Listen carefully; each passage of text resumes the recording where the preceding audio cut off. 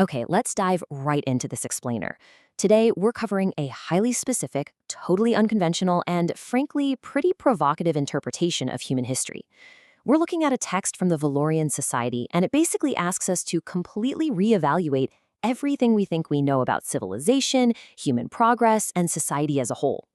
The authors present this striking framework where history isn't just a steady march toward better technology or cooler art, but rather a relentless, eternal conflict between two completely opposite forces.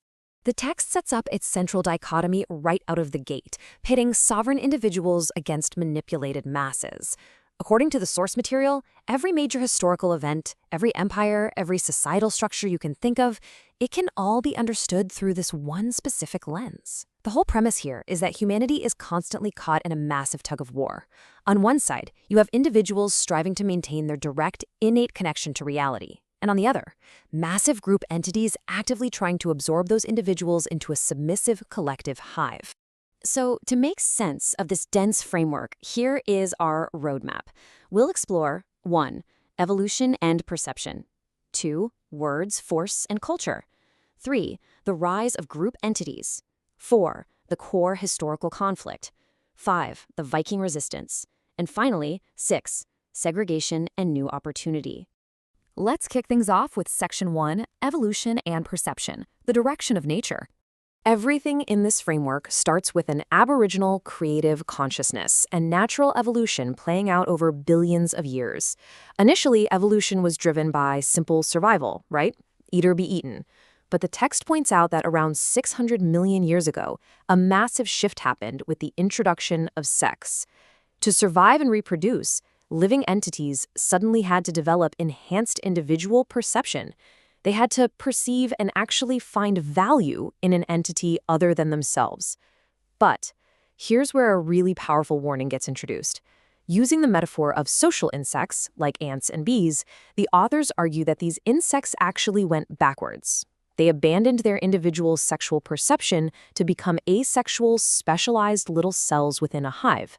And the central driving thesis of the Valorian Society text is that humans are currently doing the exact same thing. We are sacrificing our individuality to a hive mind. They argue we're literally regressing. Moving right along to Section 2, Words, Force, and Culture, the Human Interference. The absolutely crucial point here is that culture is defined in a way that is completely counter to how we normally use the word. Forget about art galleries or symphonies. Instead, human culture is defined here as a process of selective breeding, driven entirely by human will and force. It's like planting corn and killing off the weeds. Human culture decides who survives and who doesn't. The text asserts that human culture can either push natural evolution forward, enhancing our individual perception, or it can turn completely against nature and breed humans backward toward that insect-like hive state we just talked about. And that brings us to the concept of the group entity. In this view, a group entity forms when a combination of physical force and twisted words completely overrules our innate human perception. People inside a group entity basically stop thinking for themselves. They lose their individual sovereignty, and they function merely as parts of a giant multi-celled organism that is controlled by a select few manipulators. So, here we see the ultimate clash. On one side, we have the culture of individual sovereignty, which aligns with natural evolution and heavily values your direct, innate perception of reality. On the other side is the culture of mass manipulation. This opposes nature and relies entirely on twisting words, applying force, and demanding blind obedience to authority. The authors emphatically argue that the entire world right now is dominated by this culture of mass manipulation, completely overriding our direct individual perception. All right, let's look at Section 3, the rise of group entities, implementing the manipulation. According to the text, manipulators use very specific weapons to control the masses. First, they use mass-produced carrots. Think of the benefits of early civilization, like canal-farmed grain in Sumer and Egypt. This feeds dense populations and makes dependency look really attractive. Second, they use monumental architecture. The text claims massive structures, like the ziggurats and the pyramids, weren't just for religion. They were designed specifically to awe dissenters, making the individual feel tiny and totally powerless compared to the massive group. Third, they use words. but not to communicate truth. They use them as weapons of brainwashing, demanding obedience to unseen gods or abstract authorities. Now, here's where the text takes a highly unconventional view, redefining something we use every day. They define money not simply as a medium of exchange, but as a weapon. The specific definition they provide is a unit of manipulated force that belongs to the force controller whose stamp is on the money. In this framework, money was actually invented by early manipulators so they could efficiently tax the population. The goal was to take just enough to enforce submission to a central authority while leaving just enough behind to keep the manipulated masses producing. So, with this pretty intense theoretical framework clearly established, we have to ask the big question: how did these two opposing cultures supposedly battle it out on the actual stage of recorded history? That brings us to Section 4, the core historical conflict, tracing the entities. The authors trace the progression of these massive group entities moving from east to west. Starting in Sumer, where manipulators claimed to speak for the gods, they moved to Egypt, where pharaohs claimed to actually be gods. From there, the early Hebrews are controversially interpreted by the text as a pure group entity formed by Moses in the desert to survive via mass warfare and infiltration. And finally, this whole progression culminates in the massive bureaucracy and the brute force of the Roman Empire, which essentially absorbed everything in its path. But how did the sovereign individuals actually fight back against all this? Well, the source describes early Northern European and Western Asian peoples, who they identify linguistically as Aryans or Hittites, as the ultimate resistance. To counter massive group entities, this culture allegedly relied on strict one-to-one combat. The claim is that this was a socially approved way to eliminate would-be manipulators. Basically, if you wanted to control a group, you had to fight one-on-one first, which very quickly bred out the cowards. Additionally, the text highlights absolute freedom for women in sexual mate choice. Unlike in group entities where mates were chosen by position or wealth, women in the individual sovereignty culture chose mates based on innate courage and integrity. This supposedly steered human breeding right back toward natural evolution.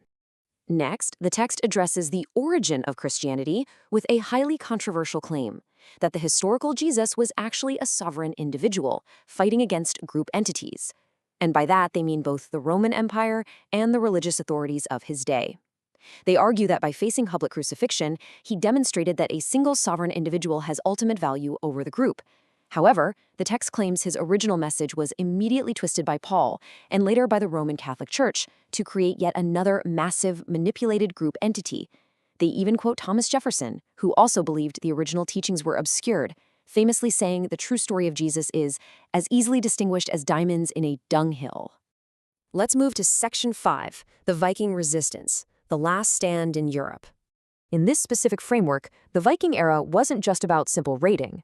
It was a desperate, 600-year defense of their individual sovereignty culture against the constantly encroaching, manipulative group entities of the church. The Vikings were fighting a mortal enemy that was trying to destroy their entire way of life using underhanded tactics and brainwashing. But eventually, the resistance broke down.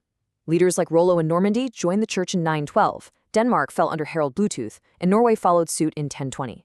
By this point in the timeline, the authors argue that Europe was completely consumed by group entities.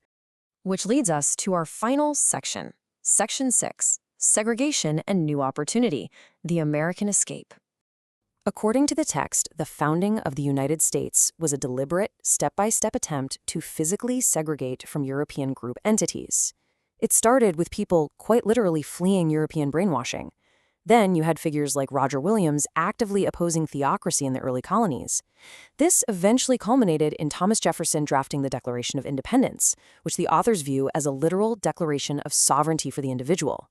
Finally, the framing of the Constitution was designed explicitly to limit government power.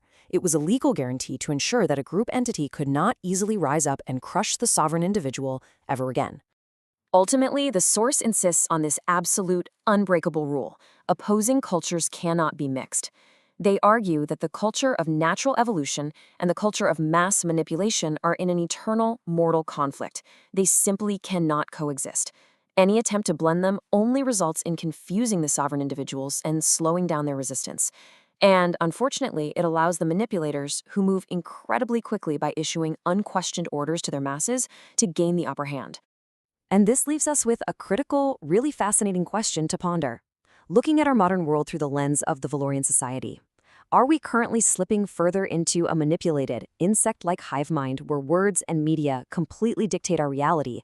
Or is it still possible to reclaim our individual sovereignty, trust our innate perception, and change the course of human history before we pass the point of no return? It's a wildly provocative perspective to keep in mind as you observe the world around you today. Thanks so much for joining me on this explainer, and I'll see you next time.